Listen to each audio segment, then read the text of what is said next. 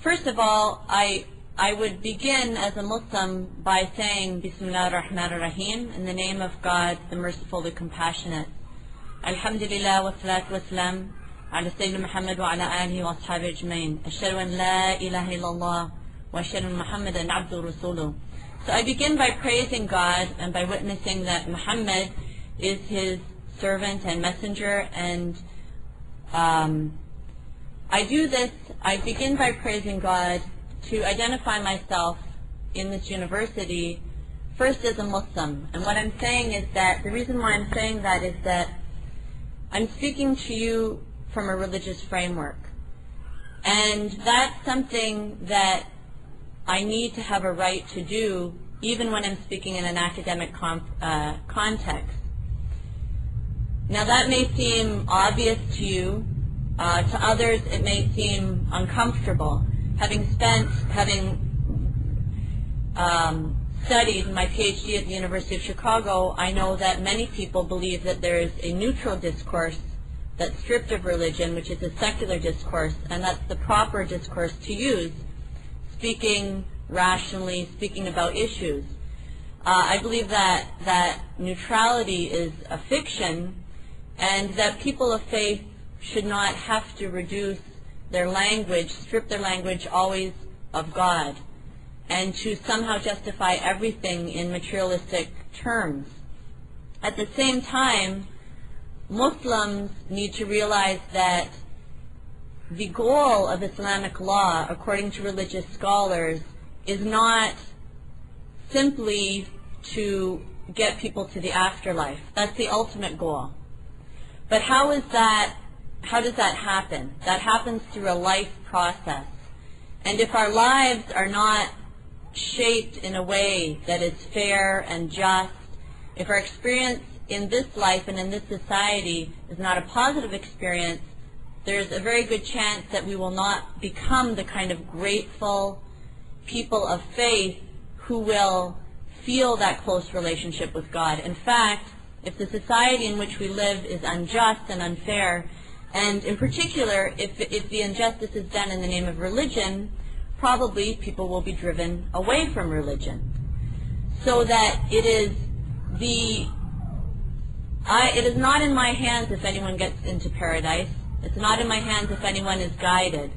But what is in my hands are the day-to-day things and the institutional things as a member of society to try to make this a fair, just, good society in which people will develop their natural tendency to be grateful, to recognize God, and that is what true faith is. It's gratitude, it's shukr. The Quran talks about it being thankfulness. The opposite, the word that means unbelief literally means being ungrateful. So Muslim scholars have always recognized that Islamic law has to be oriented around preserving 5 main goals. The first goal is to preserve religion, but the other things are life, property, family, and mind. And so that means that as Muslims, we have to be very concerned about the implementation of our ideals, whether it's working or not working. Because if it's not working, and there's a gap between our theory and our reality, then people are going to be turned away from religion. And that happens, and we won't have been fulfilling our goals. So the person who has faith is the one who is a realist, the one who has wide open eyes, looks at problems, acknowledges them, and tries to solve them, because that's our responsibility here on earth. Now, one of the things I want to talk about at first is just what some of the apparent problems with the application of Islamic law or Islamic morality to the lives of women. Talk about some of those apparent problems and see whether they really are or not. The first thing that I notice is that we have a real problem in communication between Muslims and non-Muslims often, or between observers of Islamic society and participants of Islamic society, because of the incredible emphasis put on visibility and visuality in modern society. And this is something that is really unprecedented, even in the West. Although the West has a long tradition of emphasizing visual knowledge of things. So, for example, we see that portraiture and Western art emphasizes the individual and portraying the individual in their image. So statues, paintings, and of course, the three most popular subjects for portraiture are women, beautiful women, deities, so gods, religious pictures of Jesus and saints and people, other major Christian figures, and then political leaders. And so all of these things emphasize a different thing. The pictures, the religious pictures emphasize a certain view or image of God and God's place in the world. The pictures of women, very rarely did you have pictures of women who were very well dressed. Usually it was women's sexuality, their voluptuousness, their sensuality. With men, it was their greatness and power. Islam forbade the creation of any of these kinds of images. We were supposed to know God in a different way. We were supposed to know women. Men were supposed to know women in a different way. And we were supposed to relate to our leaders and the greatness of our leaders in a different way. And so I think that what happens is that we come to put an emphasis in the West on visuality and think that being seen means being known. Or seeing someone or seeing something, seeing that person, a depiction of that person means that you know them. So we see pictures of movie stars and famous people, and people have a sense, in popular culture that they know that person. Whereas it's extremely superficial. What do we know about them?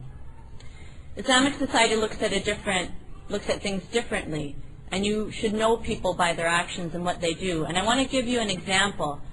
I do not believe that covering the face is required in Islamic law, but there are people who believe that Islamic law requires women to cover their face.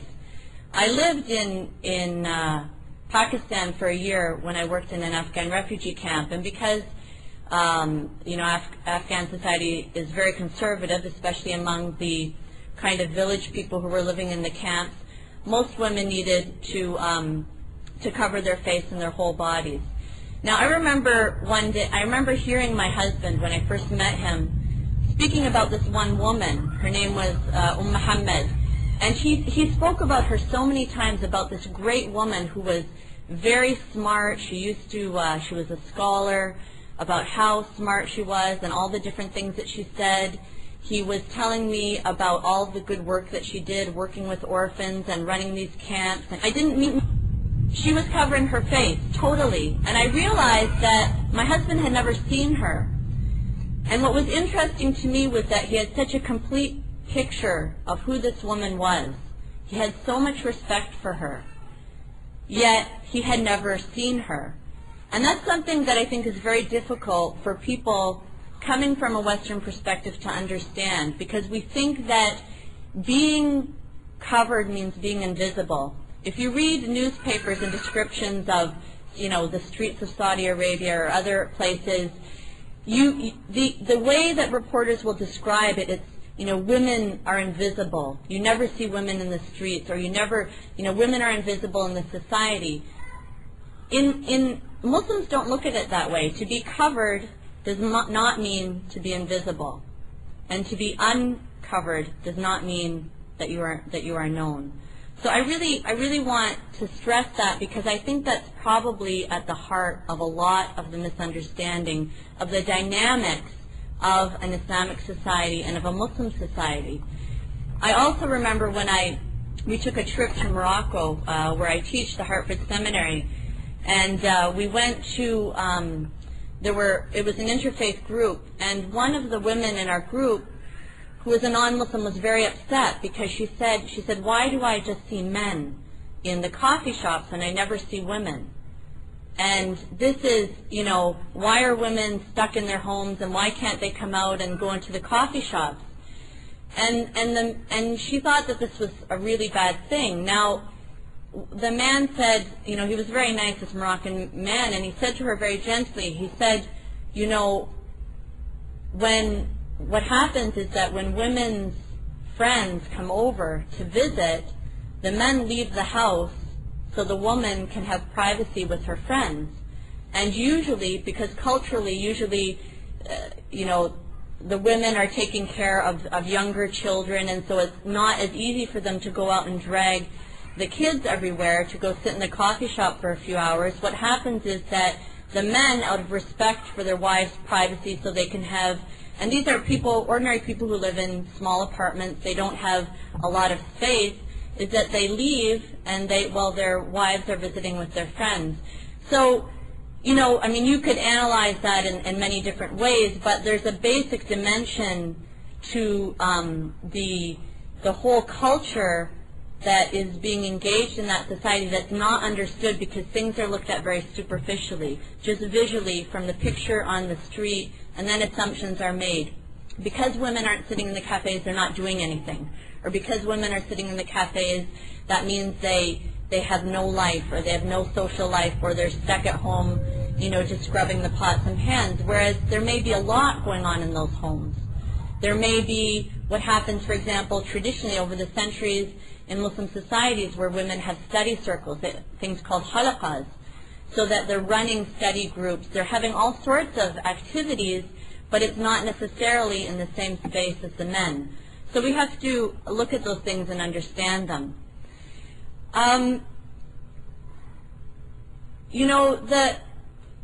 Anyone who's honest has to say that there's a problem with the way societies deal with women's bodies and women's sexuality. That's true in any society, and every society has a different way of dealing with it. And the most important thing in having a productive conversation is to acknowledge the flaws or the problems in our own society. And I think sometimes when we're having a discourse and when we're talking about Muslim societies, we're really unfair and we aren't recognizing our own problems. Now, there was something very interesting that I read in the New York Times about 2 months ago. I don't know if anyone knows of this author. She's an Indian author. She wrote The God of Small Things. Her name is Arundhati Roy. She's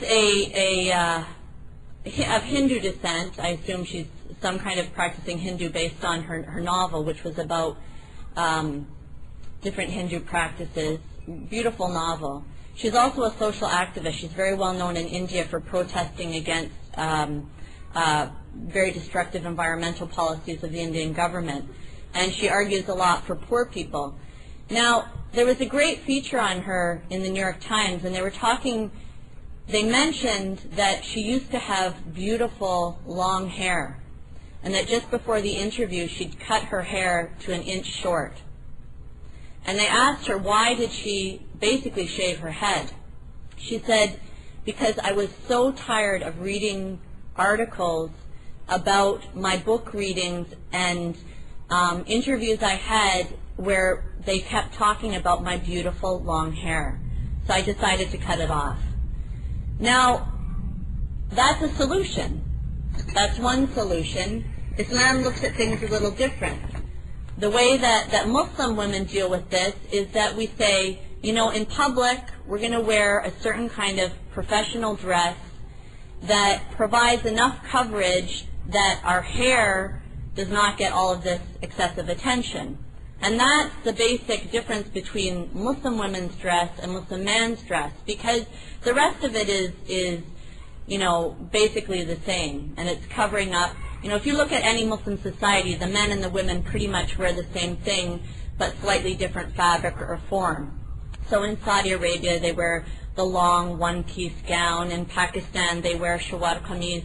So it's almost always pretty much the same thing. Little bit different cut, little bit different fabric, maybe colors. But the women, Islamic dresses, the women also cover their hair completely. Now, you could say, well, that's not the solution either you should just cut your hair off, or sexuality should be totally neutralized, or there should be, we shouldn't have any, that, people shouldn't pay that much attention to women's hair. But that's something that could be discussed. It's not something that's decided, and the assumption that this is necessarily a sign of oppression is incorrect.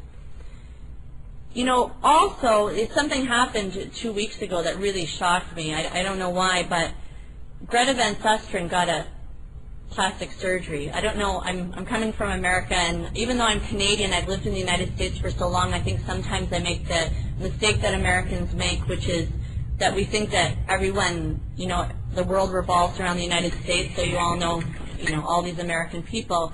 But anyways, Greta is, she's a lawyer, an American lawyer who became very famous during the O.J. Simpson trial, analyzing the trial. And then she got a position on Court TV, and then CNN, and then she moved over to Fox just recently. So I used to love watching her because frankly she was a rather plain woman, and but very smart, very smart lawyer, analyzed the issues, and I just love to see her. Now, before she moved to Fox, she went and had hundreds of thousands of dollars of plastic surgery on her face. She's totally transformed. She looks totally different. And she said, well, they didn't ask me to do it. And this is a woman who's about 50 years old. She said, they didn't ask me to do it, but I just wanted to prove to all those boys who wouldn't date me in high school that they were all wrong. Now, what's interesting to me is this is a woman who, I remember she was interviewing before the United States started bombing Afghanistan. She was talking with a woman about Afghani women, and the camera showed a picture of one of the new refugee camps that was budding up in Afghanistan, because they knew that the Americans were going to bomb, so people were fleeing. And it showed there were a couple thousand Afghanis who were gathering in this bare area, nothing there. They're under tents, not even real tents, basically blankets with sticks. And it showed, the camera panned in on this woman who was sitting there under a blanket that was being held up by a little stick. She was rocking this baby who was crying, clearly hungry, cold, tired. The woman looked exhausted. And she had the traditional, very colorful Afghani clothes on, a kind of puffy dress with the wide pants, and then this loose scarf over her head. And Greta Van Susteren said, they were talking about the women's dress, Afghani women's dress, and she said something like, well, look, this woman, she certainly looks oppressed. And what was amazing was she saw the scarf on her head as the sign of oppression. She didn't happen to notice the tent, the lack of water, the lack of housing, the lack of food. But then this is a woman who later, 2 months later, goes and gets hundreds of thousands of dollars of plastic surgery on her face. On your face. The face, which is such a sensitive, personal area, it's who you are.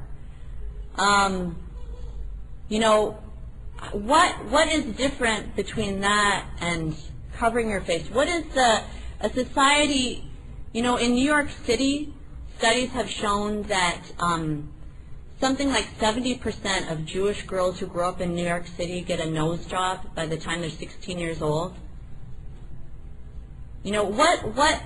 That's not to say, what I'm saying is that there are problems in Muslim societies, but we also have problems here. And there's a pressure on women, and it's getting worse and worse. It starts at 16, it doesn't end when you're 50.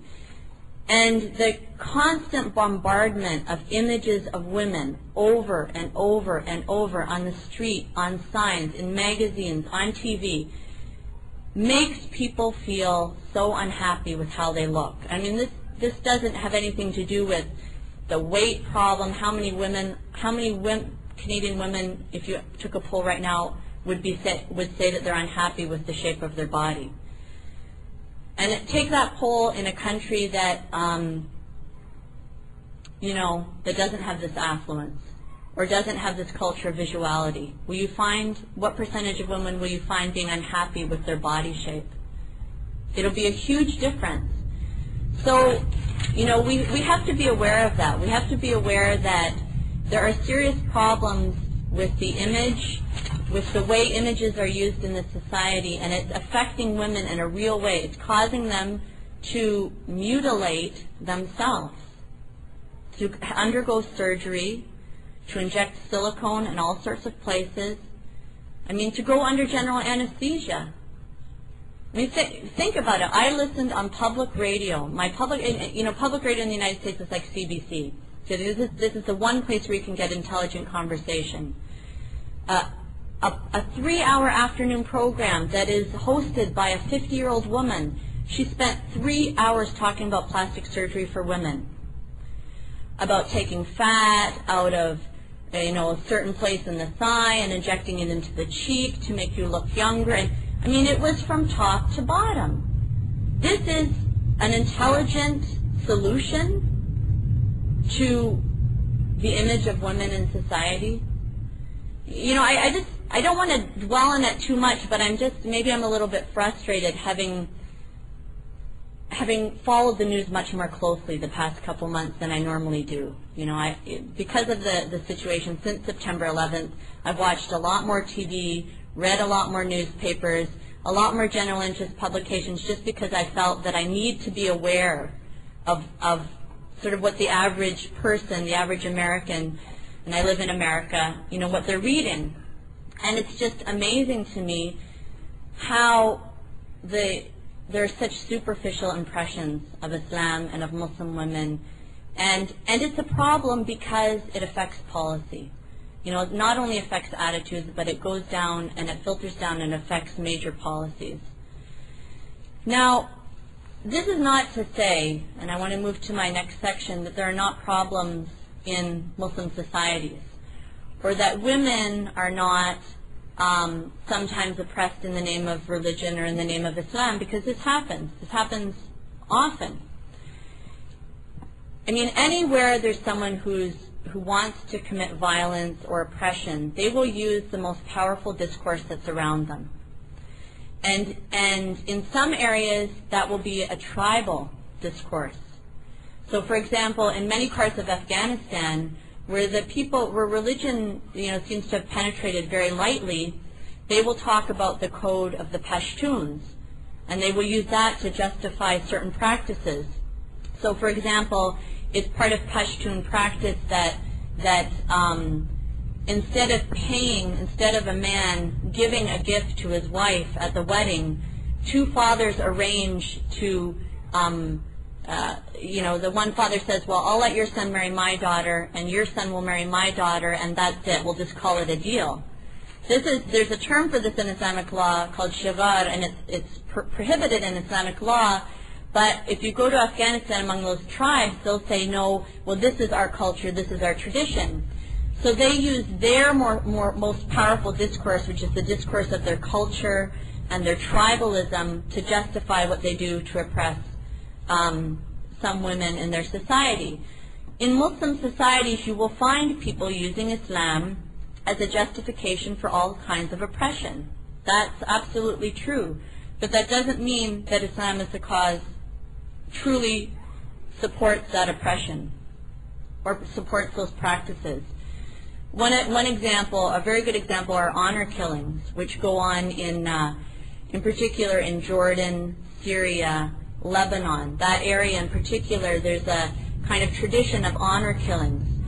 This is also prohibited in Islamic law. In Islamic law, if someone goes as a vigilante and murders someone out of some kind of justification, speculation, then they're considered a murderer and should have capital punishment. But for years this went on in places, and it was, unfortunately, there were even religious scholars who would justify it. Now, there's been a lot of work done on that over the past few decades, and these countries now have banned this, and they've agreed to crack down. But it took time, because there was a kind of reactionaryism among some of the religious classes, some of the religious communities, because, you know, so much was lost under colonialism. So much of Islamic law was lost. The colonialists came, they took away civil law, they took away criminal law, they took away the ability to govern the marketplace, they took away inheritance, they overthrew the foundations and the endowments, and they left this tiny little area of family law. And so the Muslims often became very reactionary about it, very defensive, and it became frozen in a way that it wasn't before. We could see, if we read the law books and the books of fatwa, which are the opinions of the jurists, how law is applied century to century, we see continued growth and interpretation and development, but then we see a kind of stagnation, a freezing once colonialism sets in, and then in the post-independence period, because people are trying to hold on to something that they feel is slipping away. And then also, because the family is all that's left in sort of the purview of the religious community, they become more and more conservative about that area. So there's an unfortunate dynamic that's set in place about many of these things. But I feel that's getting a lot better now. I mean, I think most societies are now beyond that and have been able to examine these things. And most Muslim scholars are aware of these problems and are trying to really deal with them in the proper way. One of the reasons that many of these societies are being forced to deal with these problems, frankly though, is because women themselves have put these issues on the table. And Muslim women have been involved in societies from Pakistan to Egypt, all across the Muslim world, in really raising these issues and in going back into Islamic law and digging out the authentic sources and saying, you know, look, there are certain things in our society that are being done, that are being justified in the name of religion, and they aren't. In fact, it's contradictory to religion, and our religion, our holy book, the Quran, the example of the Prophet Muhammad, peace be upon him, gave us rights. And we're not getting those rights. And sometimes there were very bad reactions, but often there were good reactions too. And anyone who fairly looks at the development of scholarship towards women over the last 50 years will see that Muslim scholars have been listening to women and reinterpreting things to the benefit of women. And you know, we could look at some examples just in North America. You know, I remember going to Islamic Society of North America convention 15 years ago in Dayton, Ohio. And I remember at that point, not only were there no women on the stage, but any woman who had a question had to write her question on a piece of paper and send it up to the front, because it was considered improper for a woman to even stand up in the audience and ask a question. But that was 15 years ago. It's not a lot of time. Now, not that I in any way deserve it, it's a big responsibility, but the same organization elected me as their vice president, the head for all of the United States. So, you know, I mean, you see that there's this community is very responsive. And I'm proud to be associated with a community that is that responsive to the needs of their constituents, who are honest and open and who are ready to leave behind some very emotional attachments, some things that they grew up with culturally that make them uncomfortable. You know, many of them, I remember the first time I went to a board meeting at the Islamic school and I was the only woman. You know, it was so uncomfortable. These were 50-year-old men. And it was really uncomfortable for them at first, but they are the ones who invited me there. And it was very successful, alhamdulillah, thank God. So I give them a lot of benefit for dealing with that discomfort, because they realized that their discomfort was not based on something that was necessary or good in Islam, but that it was something that they had to learn to deal with, put behind certain things that they'd grown up with, socialized with. And we have very successful work, thank God, because of our ability to work together professionally and with integrity, God willing. So, I think sometimes we're, Muslims are the harshest on our own selves, and we are impatient and we want to see change. But the change and the responsiveness in the Muslim community, I think, is very good. Now that's in North America. There are other problems when we look at other areas, and part of the requirements or preconditions for change is that there's a certain stability in society. Because any society that feels it's under siege or under attack or insecure will start to be conservative, will start to be very suspicious of change. And unfortunately, this is what we see in many Muslim societies simply because of the instability, because of the attacks from outside. And so, we need to be able to figure out what the best way of dealing with that is. But let me just mention a few more examples of the development that the Muslim community has made in a place like North America, where we have the ability to develop our own governing organizations. We have the freedom to decide how we will organize ourselves as Muslims. In most traditional Muslim countries now, there's a ministry of endowments and religious affairs, وزارة الأوقاف والشؤون الإسلامية, and it's appointed by the government to oversee the religious schools and all of the instruction from the top down, even to appoint imams in mosques. Now, this is something that is really an effect of colonialism, because when the colonialists came, they wanted to subdue this whole realm of civil society that was these widespread religious endowments. And so they centralized them and took them over, and then the post-independence governments, which were nation states, then put these under the control of the national government. And that's why you see religious matters are so political in Muslim countries, because it is under the power of the government now, which was not true in pre-modern times. It's interesting because people think there was no separation of so-called church and state or religion and state in medieval Islam, but in fact there was a greater separation in the medieval period than there is now. But in the United States, we have the freedom to develop our own organizations, to debate, to discuss, to grow in the way we want. And in some of the areas where this has helped women a lot, because Muslim women have a choice to belong to an organization. They have a choice to go which masjid they want to go to, which mosque they want to go to, and they have access to the leadership that's not true in many Muslim countries. And because of that, problems are solved more quickly. Not as quickly as we may want, but more quickly. One example is, in Toronto, you used to have Dr. Abdul Hakim Quick here. And he's now in South Africa. He did his PhD at the University of Toronto.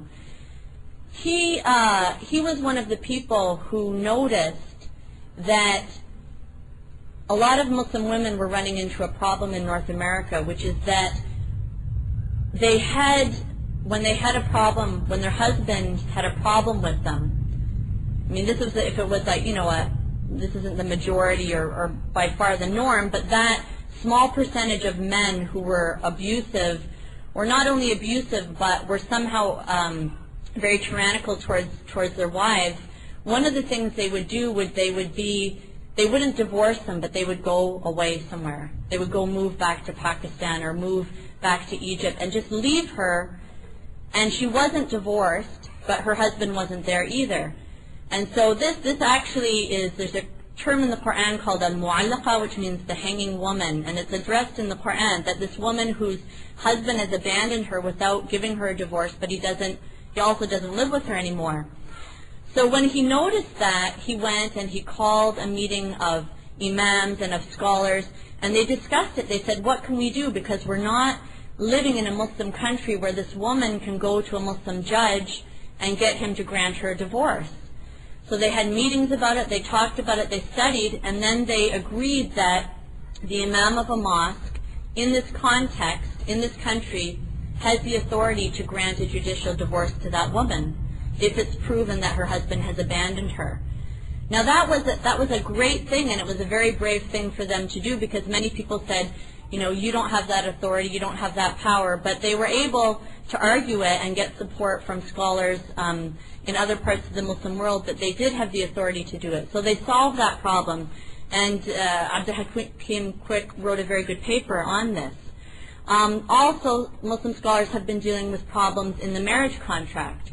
So, for example, how sometimes couples come here from other countries, they were married in a certain context, then they move to North America, live here for a certain time, 10 years, 20 years. The husband divorces his wife and says, well, you wrote in the marriage contract that, you know, I give you a gift of 1,000 rupees, right? It's like $50, and that's all you get, so I don't have to pay you any alimony or any divorce settlement. Now, if you looked in a very narrow way at Islamic law, you'd say, well, that's right, it's a contract. Whatever they agree in the contract is what's effective. But again, the Muslim scholars, the Fiqh Council, which is the council of Muslim legal scholars in North America, examined this very deeply, and they said, no, there is proof in the Sharia, in fact in the Quran, for an additional gift to be given to the woman called the mut'ah, and that the woman has a right to this, and she has a right also to be compensated. If she's left this way, she has a right to be compensated for all the years of work that she did for her husband in many other areas that she's not required to do. So the scholars have solved this. Also with issues like domestic violence, which many imams of mosques became very shocked at the levels in this country. But you know, domestic violence tends to increase under certain situations. One is a situation of stress, and the other is a situation of isolation. And what happens with many immigrants is they come here, it's a very stressful situation for the family, financially, emotionally, in other ways, and also the woman is moving away from her family, from her familiar context, and is isolated from the people who would normally provide the social pressure to keep her husband treating her better. So that the increase was very shocking to many imams of mosques, and they didn't know how to deal with it. And we have a lot of stories about, you know, for many times where they just simply turned away from it. Because traditionally the imam of a mosque in a Muslim country is a prayer leader or an interpreter of scripture, but does not have anything to do with family counseling. That's handled by the large extended family.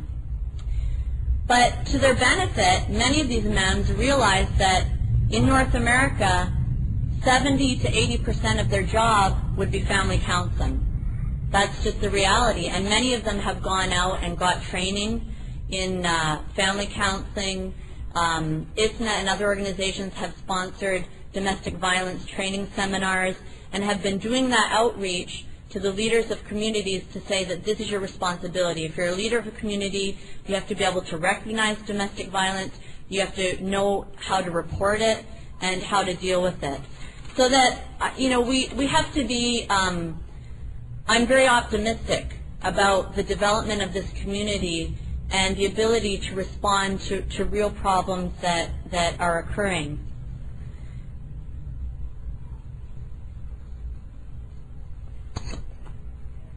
Finally, I can't even remember when I began, and I didn't put a stopwatch, but I'll keep going for a little while. Sorry if I'm tiring you out, but I know that this is supposed to go on until 9, and I think a lot of you are going to probably leave in the break period, so I'll just keep going for a little while.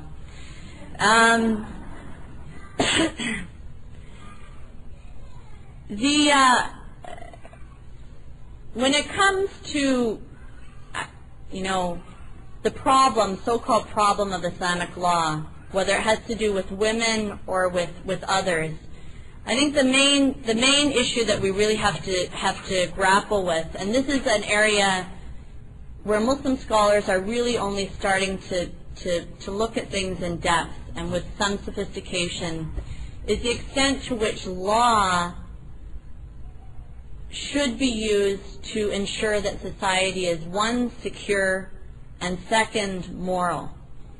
And let me talk a little bit about these things. You know, you see again, you're in Canada, so I'm not quite sure. I heard about Bill C-36, but I'm not quite sure of all the dynamics. The only time I ever read about Canada in the newspaper in the United States this year was the last week when every day the figure skating pair was on the front page of the newspaper. I was talking to my mother. I said, I never read the word Canada in the New York Times, and then all week they're talking about Canada. So it's like you're a different universe or something. So it's hard for me to follow the news unless I go on the internet.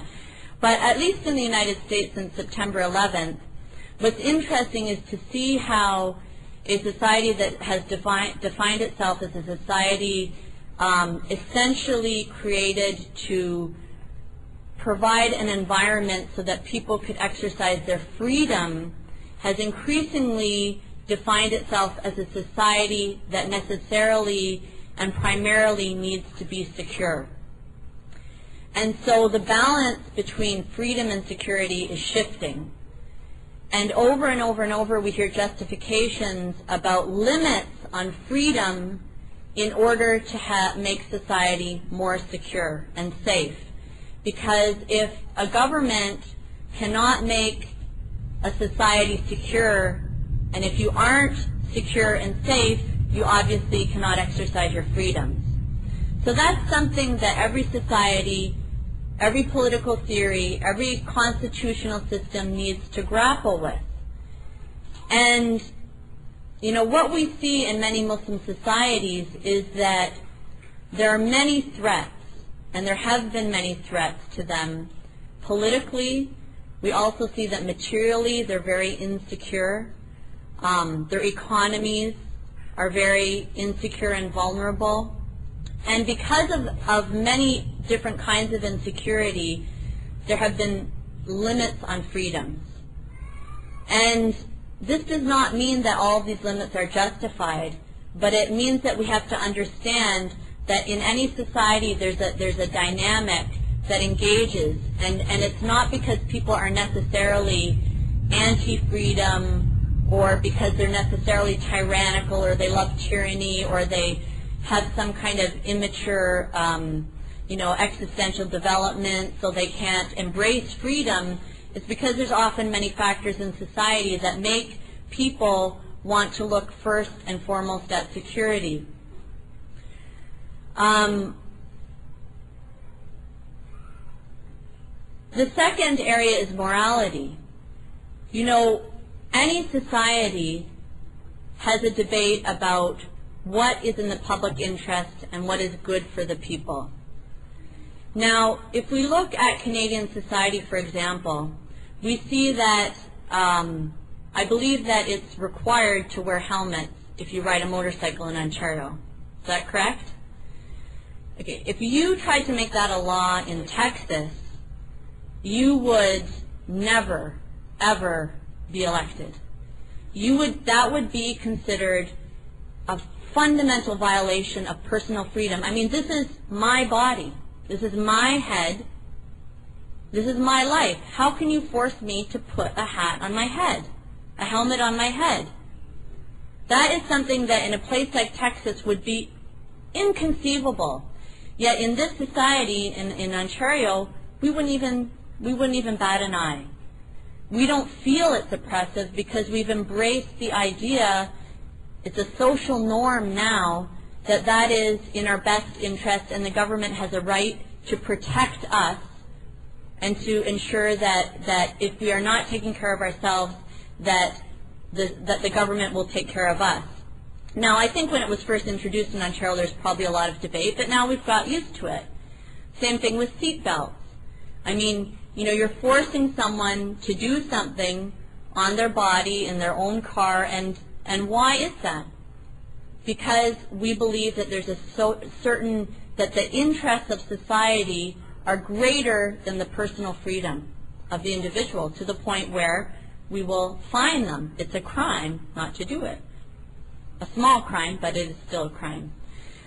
So that the notion that society can restrict individual freedoms for the sake of a greater social good is not unheard of in Canadian society. Now, different societies have different ideas of what is harmful to the social structure. Different societies have weighed different values differently. So for example, here maybe the reason why seatbelts are required more than anything is because the government the government pays for health care and it's too expensive. So cost, right, outweighs personal freedom. In other societies, you have similar concerns, but you have different costs. You have society bearing different kind of costs. So that when we are trying to compare Muslim societies with our society, with Canadian society or American society, we should try to find, first of all, what are structurally parallel ideas and concepts before we just rush in and say this thing is an unacceptable limit on personal freedom. Now, it doesn't mean that we can't debate. We can debate. And certainly in some areas there are limits that maybe seem very unreasonable. And there are some limits in some Muslim societies that seem unreasonable to me and unreasonable to the people in that society. But these things should be debated in a framework that's understandable to everyone and not exoticized to the point where it's so strange we can't even understand it. These are not strange concepts. These are concepts that exist in every society. Now, one of the areas that I believe that Muslims need to address most critically is the idea of potential harm, because I think this is where sometimes Muslim societies go overboard.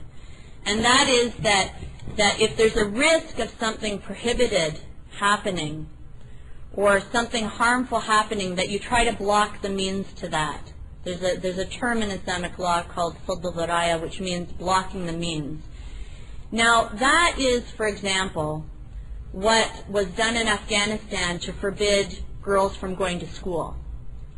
They said, if they go to school, when they're out on the street, someone may say something bad to them or look at them in a bad way or attack them or kidnap them, or if women work in the government offices, then maybe some bureaucrat in the office will proposition them, and this will lead to them being taken advantage of sexually, and then this will lead to adultery, and et cetera, et cetera, et cetera. So there's this chain reaction.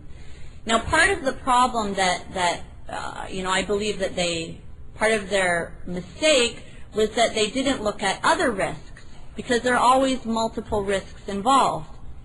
So that what about, anyone who makes this kind of reasoning to the logical extreme has to reason the other way to the logical extreme. Okay, what are the possible harms that can come from banning girls from school? Well, they won't learn to read. They won't be able to learn about their religion. They won't be able to teach their children. They won't be able to take care of their own health care needs. Society will be deprived of their intelligence and their perspective, etc., etc., etc. So then if you did a proper risk-benefit analysis, you would probably come out with the right solution. But to make sure that the proper risk-benefit analysis is done in any society, you have to make sure that you have people who can see all the different perspectives there.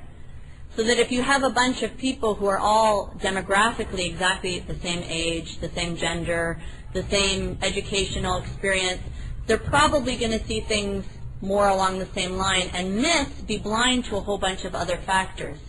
So that's why the Quran requires Muslims to engage in consultation, shura, to make sure that you're including all the perspectives of society, so that when you're looking at a situation factually, you're not missing a major, something that's very obvious to someone else.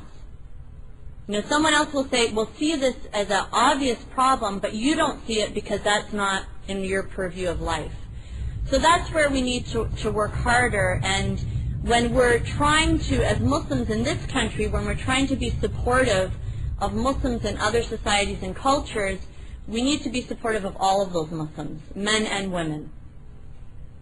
We need to be supportive of all of them, men and women. Because the Quran says that the believing men and the believing women are close protectors of one another. They enjoin the good and they forbid the evil together. Which means that who is it who has the greatest duty to protect Muslim women from being harmed in the name of Islam by Muslim men? It's Muslim men, other Muslim men, who have the greatest duty. And that's where Muslim men have to step up, because Muslim women are doing it, but Muslim men need to continue to step up and say, you know what, I'm not being unsupportive if I say, you know, you're doing something harmful to your own Muslim women. In fact, the Prophet Muhammad said, help your brother whether he's being oppressed or whether he's an oppressor. ظَالِمًا أَوْ مَظْلُومًا. Whether he's an oppressor or being oppressed. And his companions, the Prophet's companions said, we know how to help someone who's being oppressed, but what about the oppressor? How do we help the oppressor? He said, stop him from committing his oppression. So that we have to realize that being supportive means helping people do the right thing. And if we do that, if we understand our religion that way, then many of these problems that we see in the Muslim world can be helped. And when we go and we do relief work in India or Pakistan or Sudan or Egypt or wherever we go with our aid organizations, and whenever we meet people, we will go with a perspective that we want to give all of the Muslims their rights, men and women, and we won't be shy to say the right thing because it's good for both of them. It's not good to let someone to continue doing the wrong thing. So thank you very much for your attention, and I know longer than I was supposed to, but maybe we'll see some of you after the break.